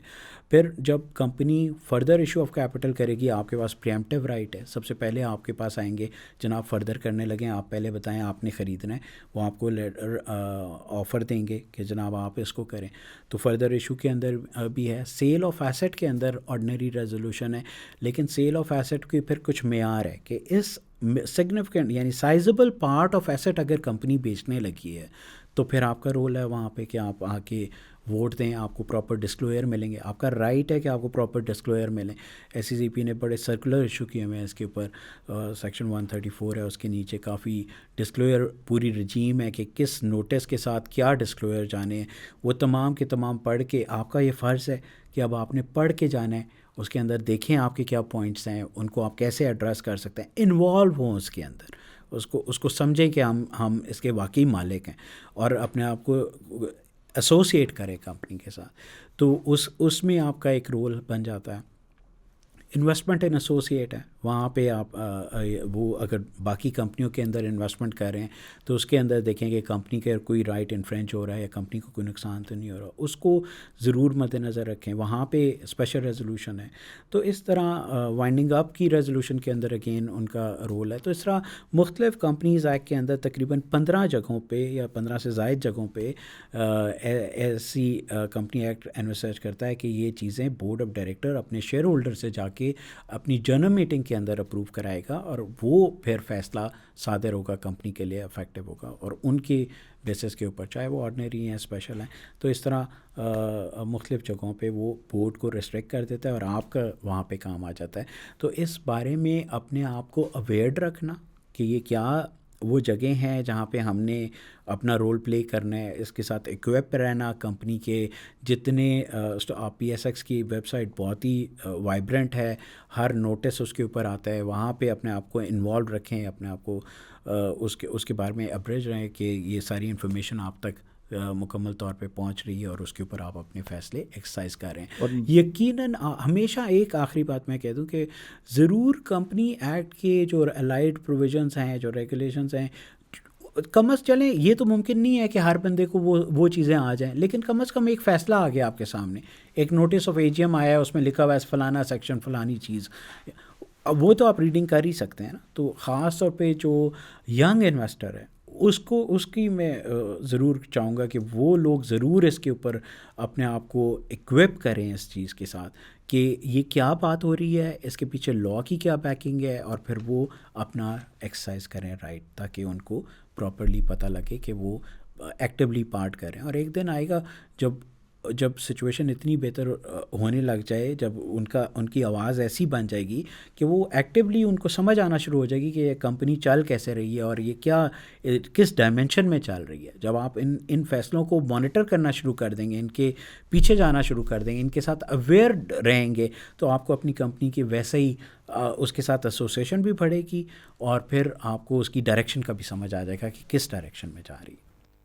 एज ए शेयर होल्डर अभी भी जैसे मैंने काफ़ी कंपनीज़ के शेयर लिए हैं, व्हाट हैपन्स कि मुझे ना एक ईमेल आ जाती है कि this is something which is going to happen, आपके पास राइट्स हैं, इस दिन को आपने अपना फोलियो ID वगैरह दे कर आना है and you need to participate in this, ठीक है।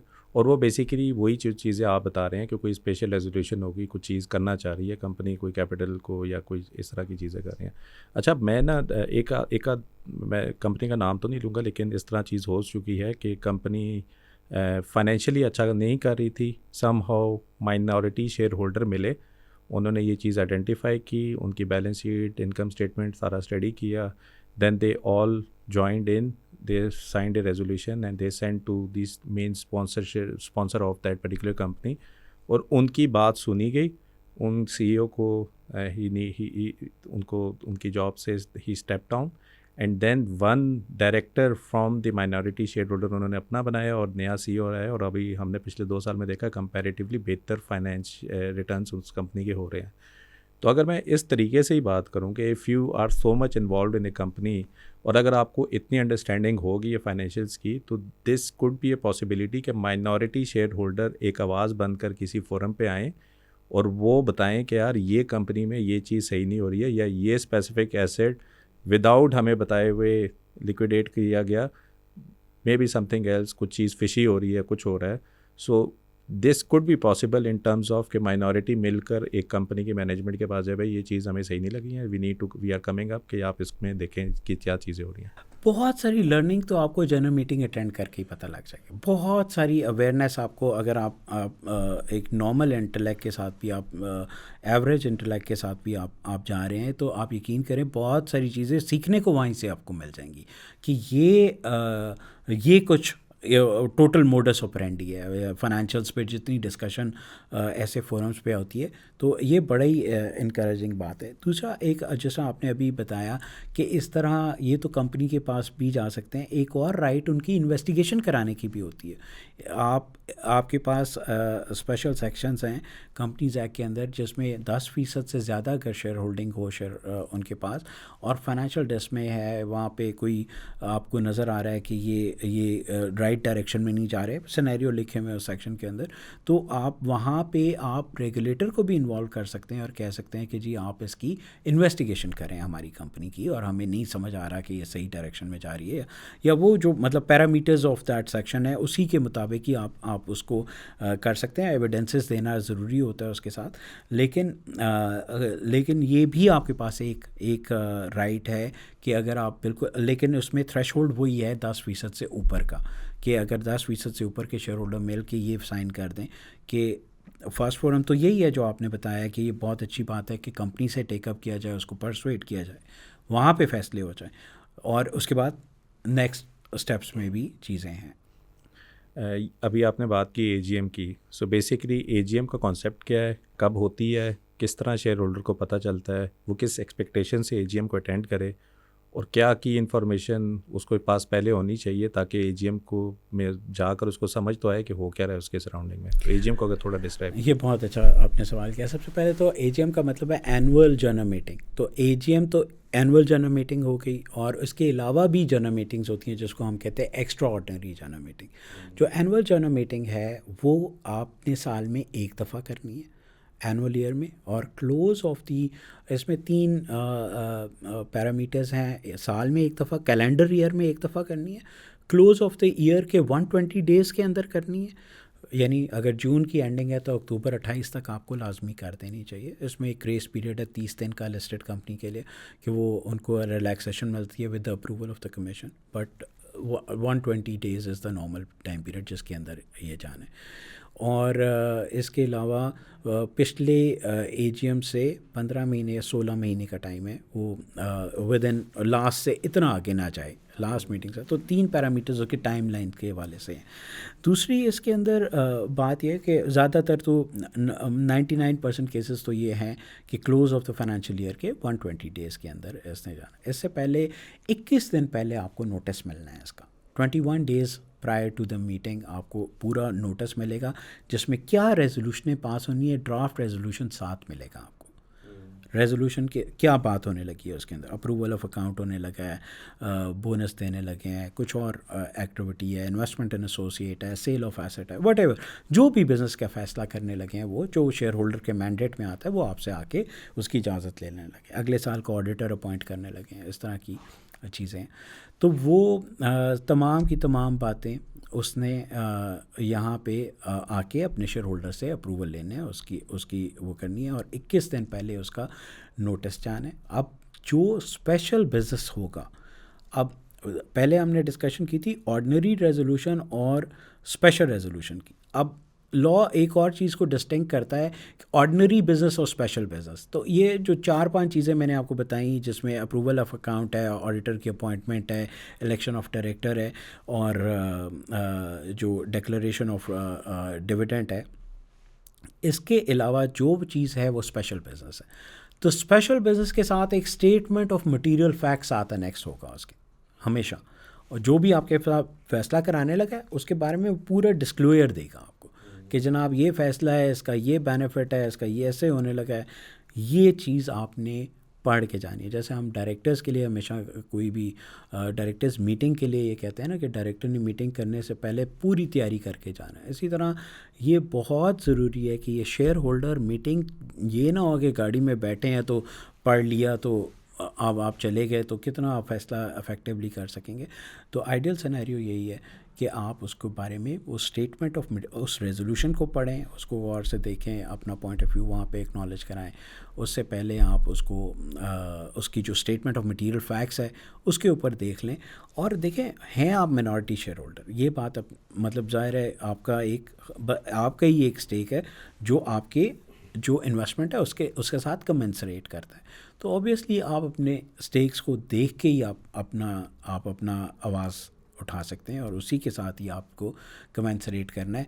ऑब्वियसली ये नॉइज़ नहीं होनी चाहिए, ये नेगेटिव नहीं होना चाहिए। ख़ास एक सेक्शन भी है कंपनीज एक्ट के अंदर जो कॉन्डक्ट बताता है कि शेयर होल्डर का कॉन्डक्ट कैसा होना चाहिए। तो वो ऑलवेज़ एक पॉजिटिव मोड में होना चाहिए, तो लोगों को ऐसा ना लगे कि वो हरास हो रहे हैं, या वो उनको मतलब आप मिनॉरिटी के साथ मेजॉरिटी पे हावी तो नहीं हो सकते हैं, but obviously it should B constructive, और बहुत ही कंस्ट्रक्टिव तरीके से आपको अपना पार्ट प्ले करना चाहिए ताकि कंपनीज उससे पॉजिटिव फीडबैक लेके कोई बेहतर फ़ैसले की तरफ जा सकें। और अगर उनका पहले ही बेहतर फ़ैसला है तो फिर आपका नॉलेज और आपके उसको रेप्लिकेट हो सकता है इनटू योर अदर इन्वेस्टमेंट्स, वहाँ पे भी सिमिलरली आपके लिए बेहतर ये चीज़ होगी। ये एजीएम्स आफ्टर एनुअल स्टेटमेंट होती है या वो वंस इन ए ईयर किसी टाइम पे भी कर सकते हैं? देखिए ये तो जो एनुअल जनरल मीटिंग है ना, इसके अंदर फाइनेंशियल स्टेटमेंट ने अप्रूव होना है क्योंकि इसको लिंक किया गया है close of the financial year के साथ। तो ये ऑडिटेड फाइनेंशियल स्टेटमेंट की अप्रूवल इसमें एक ये after the announcement of annual जो होती है ना उसके बाद ही होती है ना? जी बिल्कुल। ये एनुअल जनरल मीटिंग जो एक साल में एक दफ़ा हो रही है उसका ये। लेकिन एक अभी मैंने मेरी जून एंडिंग है, अक्टूबर में मैंने एनुअल जनरल मीटिंग कर ली। अब मुझे दिसंबर में पता चला कि मेरी एक प्रॉपर्टी को मुझे बेचना है और वो सिग्निफिकेंट साइजेबल पार्ट है, या मुझे पता चला कि मेरी एक एसोसिएट कंपनी है जिसके अंदर मुझे इन्वेस्टमेंट करनी है, तो अब ये फ़ैसला तो मेरे मैंडेट पे नहीं है, डायरेक्टर नहीं कर सकता ये फ़ैसला, बोर्ड ऑफ डायरेक्टर्स की पावर नहीं है, तो अब फ़ौरन आप annual extra ordinary general meeting call करेंगे। ऐसे सिनेरियो में रिक्वायरमेंट वही है, 21 दिन का notice, statement of material fact, draft resolution attach, ये सब चीज़ें दे के 21 दिन का नोटिस दे के आप फिर कॉल कर लेंगे सबको, आए जी ये फ़ैसला करते हैं। और अगर for example 1 lakh share holder थे लेकिन बैठे हुए ही 20 हैं, तो 20 की जो भी होगी वो राय बेसिकली कंसिडर होगी कि ये वो कर दिया। मेरे ख्याल में तो 20 भी नहीं बैठे होते आजकल जो एजीएम्स हो रही होती हैं वैसे। अच्छा देखिए, लॉ तो प्रिस्क्राइब करता है कोरम की रिक्वायरमेंट, कोरम मीट होना चाहिए, तो वो कोरम अगर मीट कर रहा है तो फिर लॉ ये कहता है कि जो प्रेजेंट शेयर होल्डिंग है वो एक जगह पे, जबकि अल्ट्रेशन इन जो आपका है एक सेक्शन है alteration in authorise capital in the articles of association, वहाँ पे वो कहता है नहीं नहीं कंसोलिडेटेड शेयर होल्डर, मतलब वो लफ्ज़ नहीं बोल रहा प्रेजेंट का वहाँ पे, तो उससे कंस्ट्रू ये किया जाता है कि वो कंप्लीट है। But in every other place, in every other resolution present का ही 75% स्पेशल रेजोल्यूशन के लिए कॉन्स्टिट्यूट करता है और बियॉन्ड 50%। ये तो उल्टा भी पड़ सकता है सर, 20 में से बैठे हुए और 15 कहते हैं जी ने हमने नहीं करने देना। ये लॉ तो कोरम की डिफाइन करता है ना, अब ये जिम्मेदारी है ना आपकी, इसका मतलब है बाकी इंटरेस्टेड ही नहीं थे इसमें। हाँ, नोटिस तो पहुँच गया ना जी, नोटिस तो पहुंचा, किसी को पता ही नहीं है ये ईमेल पे क्या पड़ा हुआ है। मतलब कि अगर मैं अभी भी देखूं मेरी ईमेल्स पे स्पेशल रेजोल्यूशंस की पूरी ईमेल आई होती हैं कि for example this specific company intend to do this for this particular purpose, आपने ये पर्टिकुलर एजीएम इस दिन को हो रही है, आप अगर इसको अटेंड करना चाह रहे हैं तो ये रजिस्ट्रार ये नंबर है, ये इनको आप ईमेल करें अपना folio number and you will be getting the direct invite to join the meeting. अब तो यहाँ तक हो गया है कि आपको यहाँ से ट्रैवल करके कराची नहीं जाना या कहीं लाहौर नहीं जाना, आप घर से बैठ के अपने लैपटॉप खोलें, उसके ऊपर वो आ जाते हैं कंपनी की रिप्रेजेंटेटिव और वो बेसिकली आपसे बताते हैं कि हम करना क्यों चाह रहे हैं। अगर हम करना इसीलिए चाह रहे हैं तो अब आप जो भी इसके लिए ना में करता है वो ना पे करे, जो हाँ में करता है वहाँ में करे, और ऑटोमेटिकली वो रेजोल्यूशन पास हो जाती है। और बाय द टाइम ये जो सारी एक्टिविटी हो रही होती है ये रिकॉर्ड करके एससीसीबी के साथ शेयर कर रहे होते हैं कि ये हमने बेसिकली किया होता है। नहीं उनके ये मैंडेटरी है कि वो अपने पास इसको इन तमाम चीज़ों को रिकॉर्ड में मेंटेन करेंगे और इसमें ये उन्हीं का प्रोग्रेटिव है। अच्छा मुझे एक बात बताएं, अगर एक कंपनी का सब्सटेंशियल एक प्रॉपर्टी थी उन्होंने सेल कर दी without announcing without doing anything, और ऑल ऑफ ए सडन बाद में हमें पता चलता है कि वो तो कौड़ियों के दाम पे बेच दी और लेने वाला भी कोई अपना ही बंदा था कंपनी का ही। So what is the way as share holder, क्या करना चाहिए, किस तरह रेज़ करना चाहिए कि ये चीज़ सही नहीं हुई है and it should be basically communicated to regulators. हाँ जी बिल्कुल, ये काफ़ी इस तरह के मामलात आते हैं जी। उसमें फिर ज़ाहिर है एससीपी के पास अगर 10% से बियॉन्ड शेयर होल्डर ये वैसे ही कंप्लेंट दायर कर देते हैं कि इसकी इन्वेस्टिगेशन की जाए, तो वो इन्वेस्टिगेशन की तरफ चल जाता है मामला। So this is signed by the 10% of the minority share holder only, then SECP will basically. जी नहीं, लेकिन ये ऐसा भी है कि एससीसीपी के पास सो मोटो पावर्स भी हैं, तो जब ऐसा ग्लेयरिंग इंसिडेंट्स हमें नज़र आएगा तो SECP on its own suo motu भी इन्वेस्टिगेशन स्टार्ट कर सकता है। तो yes one can be a whistle blower in that regard, लेकिन वो फिर उसका मैकेनिज़्म फिर बिल्कुल डिफरेंट होगा। वो फिर वो उसको हम मतलब ये नहीं कहेंगे कंप्लेंट बेस्ड है, बट इन आप ड्यू डिलिजेंस पहले करेंगे, फिर सब एक प्रोसेस फालतू रन करेंगे इसमें कि वो पहले एक प्रिलिमिनरी एक्सरसाइज होगी और फिर उसकी बेसिस पे वो फिर सो मोटो एक्शन लिया जाएगा ऐसी सूरत हाल। सही है। ये हम वैसे काफ़ी दफ़ा मार्केट में देखते हैं जब एक दफ़ा कोई शेयर की प्राइस को ज़्यादा ही मूव हो जाए तो एक स्पेशल नोटिस आ रहा होता है कंपनी की तरफ से, भाई हमें नहीं पता ये क्यों ऊपर जा रही है, हमारे एंड पे कोई ऐसी मटेरियल इन्फॉर्मेशन है जिसकी वजह से ये मूवमेंट हम बता सकें। तो इज़ दिस समथिंग कि जो रेगुलेटर की तरफ से चेक एंड बैलेंस है कि आपने बताना ही बताना है कि अगर एक स्पाइक आ जाए कुछ आ जाए तो आप तो नहीं कुछ इसको मैनिपुलेट करे कुछ करे? जी बिल्कुल, उसमें दोनों ये सिक्योरिटी एक्ट का स्पेशल फीचर है कि वो ये कहते हैं कि वहाँ पे आपको फ़ौरन डिस्क्लोजर देना है मटेरियल इन्फॉर्मेशन का। तो अगर कोई भी मटेरियल इन्फॉर्मेशन है तो उसका डिस्क्लोजर ज़रूर कंपनी ने देना है, उसको बताना है। उसके हवाले से इसमें मल्टीपल अगर आप देखें तो हमने इसमें की हैं एडजुडिकेशन प्रोसीडिंग्स भी की हैं जहाँ पे कंपनी को बताना चाहिए था और उन्होंने नहीं बताया, और जहाँ पे उन्होंने बताया है तो उसको वो बिल्कुल शेयर होल्डर, इसलिए मैं कह रहा हूँ कि PSX की वेबसाइट आपने खुद अब इसको वाउच भी किया कि ये वाइब्रेंट एक्टिविटी है यहाँ पे, और अगर आप इसको फॉलो कर रहे हैं, आपको पता लग रहा है कि ये काम होने लगा है, फ़र्ज़ करें प्लांट अगले 3 महीने बंद रहेगा, एक ऑयल कंपनी है उसका प्लांट बंद रहेगा, या कोई और ऐसी चीज़ है, कोई चीज़ आ गई है, कोई अनफोर्सीन इवेंट आ गया है, तो इसको ये सब मटेरियल इन्फॉर्मेशन के ज़मरे में आता है जो कि कंपनी ने हर सूरत बताना है अपने तमाम शेयर होल्डर्स को, थ्रू PSX उसको नोटिफाई करना है। मैं थोड़ा सा इसको समराइज़ इस तरह कर दूं कि जिस तरह हम किसी कज़न के साथ या चचा के साथ या मामू के साथ बिज़नेस कर रहे होते हैं, तो इतनी चीज़ें तो हमें उसमें भी विजिबिलिटी नहीं होती जितनी एक पब्लिक लिस्टेड रेगुलेटेड इन्वायरमेंट में हमें आप इतनी चीज़ें जो बता रहे हैं। ये तो मेरा नहीं ख्याल आप अभी कोई छोटा सा भी बिज़नेस स्टार्ट करें तो आप अपने इवन पार्टनर को भी बता रहे होंगे कि मैं ये कर रहा हूँ। लेकिन ये जो रेगुलेशंस इतनी स्ट्रॉन्ग है, बताने का मकसद ये बेसिकली कि हमें तो ईमेल्स पड़ी होती हैं, हमें ये भी नहीं पता कि ईमेल का मकसद क्या है। वो एक सॉर्ट ऑफ डिफरेंट मेंटालिटी है जिस पे हमें ये पता है यार 10 की चीज़ 13 पे कब सेल करनी है, और 13 की चीज़ लेकर 25 पे कब लेकर जाना है, या 13 से वो छोटी सी उसके ऊपर निकल। सो आइडिया बेसिकली है कि stock market is basically A way of doing a business. आपके पास सारे टूल्स अवेलेबल हैं, आप अपने पास देख लें कि इसमें अच्छी बिज़नेस कौन सी कर रही है जो हर चीज़ पे आपके पूरा उतर रही है, क्या उसका बिज़नेस मॉडल है। और अच्छी चीज़ क्या है कि एक बिज़नेस पे आप अपना शायद लाख रुपया पूरा ही लगा रहे हो, लेकिन अब आपके पास ये चॉइस है कि वो 10 डिफरेंट बिजनेसेस में 10-10 हज़ार लगा कर आप डाइवर्सिफाई कर दें और आप अपने काम पे फोकस करें रादर देन अपना बिज़नेस करें। और जहाँ पे इतना रेगुलेटरी इन्वायरमेंट आपने जिस तरह चीज़ें बताई हुई हैं कि आप AGM पे जा सकते हैं। बाय द वे बस एक आखिरी सवाल मेरा AGM से रिलेटेड ये था, ये जो AGM कंडक्ट कर रहे होते हैं ये कंपनी के क्या होते हैं? ये फाइनेंस के लीड होंगे या कंपनी का CEO भी आगे कर सकता है? किस तरीके से ये कंडक्ट होती हैं? ऑब्वियसली इसमें कंपनी का जो सेक्रेटेरियल ऑफिस है, सेक्रेटेरिएट है, जो जैसा कंपनी सेक्रेटरी इसको लीड कर रहा होता है उस ऑफिस को, तो वो बेसिकली उनके यहाँ उनका एक रोल है, शेयर रजिस्ट्रार का एक रोल है, उसने बताना है कि ये कट ऑफ डेट पे जो क्लोज पीरियड है उसके ऊपर ये शेयर होल्डर थे, ये इंटाइटल्ड हैं अब इन फैसलों के लिए।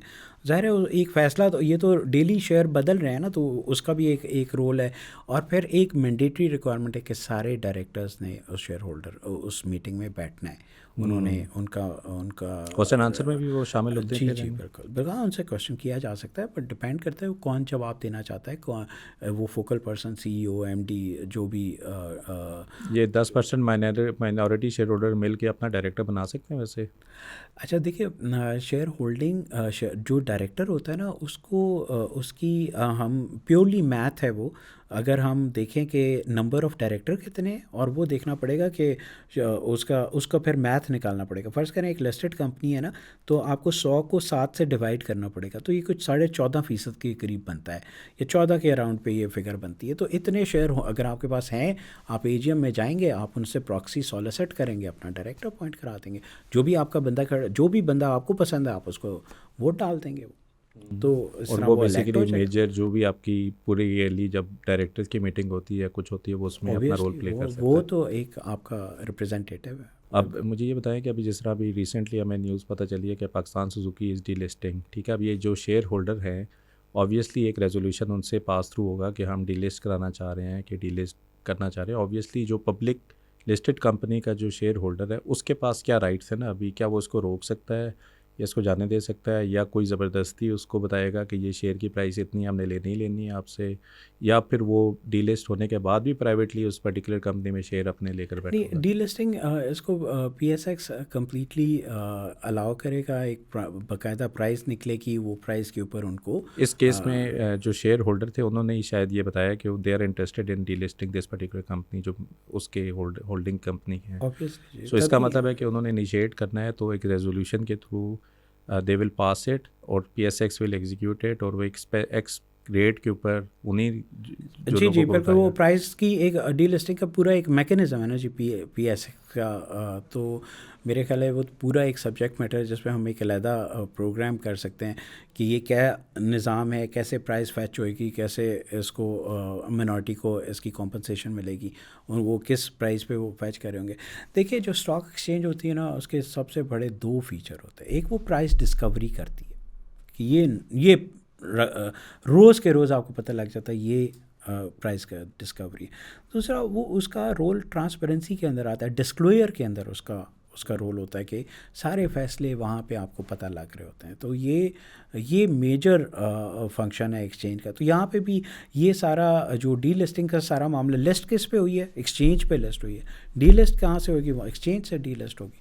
तो मेजरली प्राइमरली PSX इसको डील कर रहा है, और वही इसके बारे में तमाम के तमाम फ़ैसले उनकी मंशा और उनकी एक ख़ास, और ये भी नहीं कि कोई डिस्क्रिशनल है, ये बाकायदा लॉज और रूल्स के अंदर इसकी क्राइटेरियाज़ हैं जिसके तहत ये निकलेगी। शहजाद भाई, वैसे मुझे ये बताया कि ये जो पब्लिक लिस्टेड कंपनीज़ में इसमें लिस्ट कराने का बेनिफिट क्या है ना कंपनी को? एक तो चले हो गया ना, पैसा उठा लिया, लेकिन एक एक्सपोजर से फ्रॉम ए फॉरेनर या जो भी है, क्या इसका कोई पॉजिटिव इम्पैक्ट भी है कि बाहर वाला बंदा अगर आपसे काम कर रहा है तो उसको ये बताया कि यार इसमें ये ट्रांसपेरेंसी है, that means this is a good company to work with?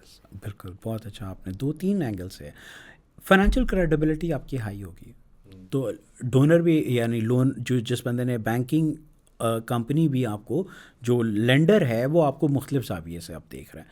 आप एक प्राइवेट कंपनी थे, आप एक सोल प्रोवाइडर थे तो बिल्कुल ही और मामला है, प्राइवेट थे, या आप कंपनी फॉर्म में भी ये सबसे सुपीरियर फॉर्म है ये पब्लिक लिस्टेड, क्योंकि सबसे बड़ा फ्रेमवर्क इसके ऊपर लगता है। कंपनीज एक्ट की जो सबसे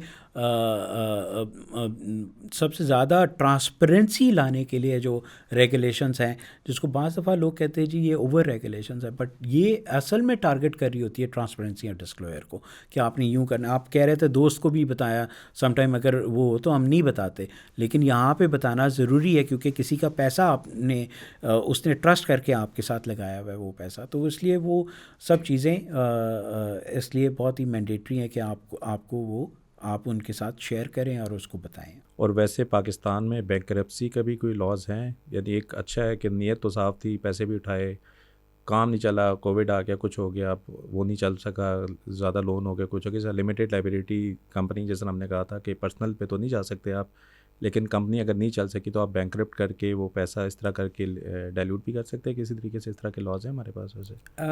जी बिल्कुल मौजूद है। जो ऑब्वियसली वो फिर आप जाते हैं सेटलमेंट की तरफ आप जा रहे होते हैं बैंकरप्सी के अंदर, तो फिर वही कोर्ट ऑर्डर और बड़ा काफ़ी वो बैंकिंग ऑर्डिनेंस उसको डील करता है, और उसमें काफ़ी सोफिस्टिकेशन आ गई है, क्योंकि बहुत एक वक्त में बहुत सारी कंपनीज़ ख़ास तौर पे एक पर्टिकुलर सेक्टर के अंदर बैंकरप्सी की तरफ गए थे, तो फिर वो ख़ास तौर पे एक सर्कुलर निकला था एक दौर में, तो उसके ऊपर काफ़ी ज़्यादा एडवांसमेंट आ गई है। तो उसके में ये सब चीज़ें हैं, और वो फिर इस तरह भी देखा जाता है कि जी ये फ्यूचर में इन लोगों की क्या रेपुटेशन बनेगी, कैसे ये लोग दोबारा वापस, मतलब एक बिज़नेस डूब गया और अगला फिर शुरू कर दिया, ऐसा फिर यूजुअली नहीं उसको देखा जाता है उसी एंगल से कि ये कैसे प्रोसीड करना है इसको। ज़बरदस्त। वैसे ये सवाल तो मैं बिल्कुल स्टार्ट में करता हूँ, लेकिन आपका वैसे अगर मैं बैकग्राउंड देखना चाहूँ, आपने यूनिवर्सिटी कहाँ से की, किस तरह आप यहाँ तक पहुँचेगा, थोड़ा उसको समराइज़ कर दें। जी मैंने स्टार्ट तो अपना प्री इंजीनियरिंग में FSC किया, फिर मैंने बैचलर्स किया कॉमर्स में, और फिर मैं FCMA हूँ, उसमें कॉस्ट एंड मैनेजमेंट अकाउंटेंट हूँ वो, और साथ ही मैंने पंजाब यूनिवर्सिटी से मास्टर्स किया इकोनॉमिक्स में। तो एजुकेशनल बैकग्राउंड ये था। पहले प्रोफेशनल लाइफ कहाँ से स्टार्ट? प्रोफेशनल लाइफ मैंने आर्मी वेलफेयर ट्रस्ट के अंदर एक उसका सेपरेट बिजनेस यूनिट है, वहाँ पे फाइनेंस को देखता था मैं, उनकी हॉस्पिटैलिटी के साथ लिंक्ड है एक यूनिट, और फिर 4-5 साल मैंने वहाँ काम किया, और 2004 में मैं एज असिस्टेंट डायरेक्टर SCCP में आया था, और फिर इन्हीं स्टेप्स को देखते हुए SCCP में फिर डिप्टी डायरेक्टर है, फिर जॉइंट डायरेक्टर है, फिर एडिशनल डायरेक्टर, और फिर अब मैं 2020 में डायरेक्टर की पोस्ट पे। तो अभी आप कंप्लाइंस वाली चीज़ें देख रही थी, इसमें public listed companies, mutual fund, ये सारे आपके अंडर आ रही होती हैं? हाँ जी, ये सारे हैं। इनिशियली मैं क्योंकि SCCP का भी काफ़ी स्ट्रक्चरल चेंजेस आती रही, शुरू में मैं इन्फोर्समेंट डिपार्टमेंट कहलाता था, वो सारी एक्टिविटी एक जगह होती थी। 2016 तक मैंने उसी डिपार्टमेंट में काम किया है, 2004 से 2016। फिर देन आई मूव टू, मैं incharge company registration office Islamabad बन गया था, 3 साल मैंने वहाँ काम किया। फिर 2019 में जब ये हम ग्रे लिस्ट में थे, तो फिर AML डिपार्टमेंट में मैंने फिर ज्वाइन किया था। फिर 2022 में फिर मैं एजुकेशन डिपार्टमेंट में ज्वाइन किया, अभी तकरीबन 1 साल होने को आ गया जी। Sir thank you very much. जो लोग इन्वेस्ट कर रहे हैं, आई थिंक काफ़ी दफ़ा हम शेयर को सिर्फ एक टिकल के थ्रू ही देख रहे होते हैं कि ये कब ऊपर जाएगा कब नीचे जाएगा। ये पूरी साइंस है। आप बिज़नेस ओनर हैं और बिज़नेस ओनर की वजह से काफ़ी ज़्यादा आपके राइट्स हैं। हमने कोशिश की उस राइट्स को थोड़ा एजुकेट कर लें। आप अपनी ईमेल के अंदर जाएं, जो जो कंपनीज आपके लिए हैं उसकी एजीएम की, उसकी डिफरेंट रेजोल्यूशंस की, कंपनी में क्या हो रहा है, कैसे हो रहा है, वो सारी आ रही है। एक मेरा आखिरी सवाल है, एजीएम के अंदर सिर्फ शेयर होल्डर जा सकता है कि ओपन है वैसे सबके लिए? You have to be member to you have to attend. Be member to basic. हाँ जी, और इवन आप प्रॉक्सी भी मेंबर को दे सकते हैं। यानी अगर आप प्रॉक्सी होती है ना, तो वो आप किसी को आप खुद ना जाएं, आपके बिहाफ पे कोई अटेंड कर सकता है, but that again has to be member. अच्छा, वो मेंबर होंगे तो सिर्फ वो अटेंड कर सकते हैं घर का मामला है जी। घर का तो अब आप मेंबर बने हैं, आपका folio number is your membership. Folio number नहीं पता, ब्रोकर के ऊपर जाके आप जब अपनी अकाउंट स्टेटमेंट देखते हैं तो फोलियो नंबर उस पर बड़ा वाजिया लिखा हुआ है। आपको नहीं पता, जिन ब्रोकर के साथ आपने अकाउंट खोला हुआ है वहाँ जाके पूछ ले। शायद आप डिस्क्रिप्शन में भी पूछ रहे होंगे, तो जिनको पता है वो भी रिस्पॉन्ड कर दें। हम भी कोशिश करेंगे आपको गाइड करें, लेकिन प्लीज़ कोशिश करें ये कंपनीज़ जो आप जिस पे इन्वेस्ट कर रहे हैं, आप इस पे लॉन्ग टर्म इन्वेस्ट कर रहे हैं तो उसकी इनसाइड आउट चीज़ें पता होनी चाहिए। इतना हार्ड एंड पैसा आप बना रहे हैं, जहाँ पे लगा रहे हैं, तो थोड़ी बहुत रिसर्च भी कर लें। जब रिसर्च कर रहे हैं तो साथ daily activities of the company आप देखें। अब एटलीस्ट आपके पास ये फैसिलिटी है कि आपको फ़िज़िकली कहीं जाने की ज़रूरत नहीं है। अभी काफ़ी चीज़ें वर्चुअली हो जाती हैं, दुनिया के किसी भी कोने में बैठे हुए आप उसकी एजीएम अटेंड कर सकते हैं। और जिस तरह का कोरम के अंदर आप बैठे होंगे तो आप रेजोल्यूशन में काफ़ी इंपॉर्टेंट रोल भी अदा कर रहे होंगे। सो आई होप आपको ये जो आज का पॉडकास्ट था वो, मुझे तो काफ़ी चीज़ें आज पता चली हैं, होपफुली आपको भी पता चली होगी। एंड इंशाल्लाह we will come up with the same similar sort of topics. आप अपने कमेंट सेक्शन पे या जहाँ पे भी आप देख रहे हैं उसके नीचे आप बता दें। ये वाली पॉडकास्ट फ्राइडे को 9 PM पे आपको यूट्यूब और फेसबुक पे भी मिलेगी। And you can also listen to all the audio platform, Spotify, Google podcast and Apple podcast as well. And please do subscribe. उसकी वजह से ना शहजाद भाई फिर दोबारा शायद आ जाए। Thank you very much.